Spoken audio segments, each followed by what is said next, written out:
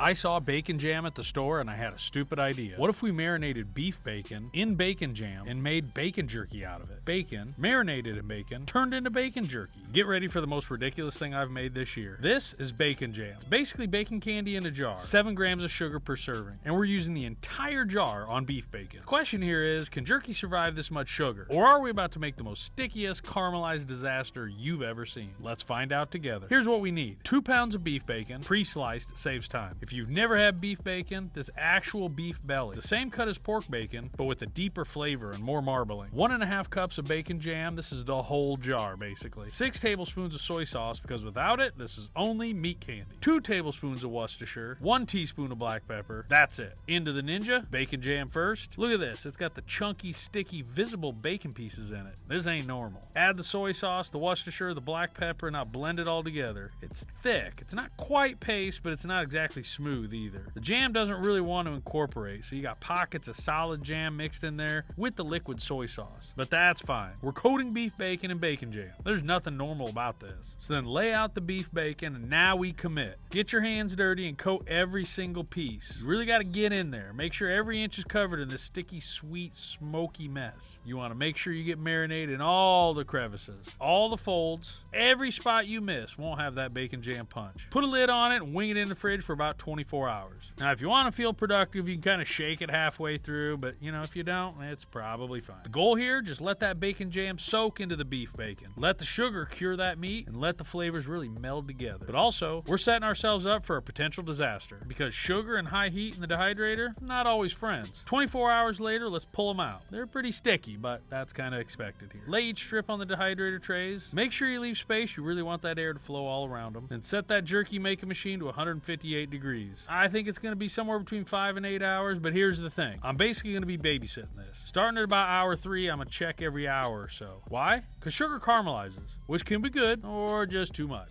At hour 7, they're looking good. They're dark, they're glossy, they're almost done. But then I see a second jar of bacon jam. And here I am thinking, what if we went full send on this? Let's do half a cup of bacon jam and a little bit of bourbon, then whisk it all thin. Then we're going to brush that on every single strip. We want a thin layer on it. That'll give it that caramelized shine. Then back in the jerky making machine for 1 more hour. Now we wait. Finally, hour 8, we pull them out. Now look at that. They're dark, they're glossy, almost mahogany. The bourbon glaze created this really deep lacquered finish. This really doesn't look like jerky. This looks like candied bacon. Break off a piece, smell test first. That's definitely concentrated bacon. Sweet, smoky, it's porky. Let's taste it. Whoa! That first hit is like a caramelized sweet flavor. Like bacon cooked low and slow till the edge is crisp. You need to make this. That's all I'm saying.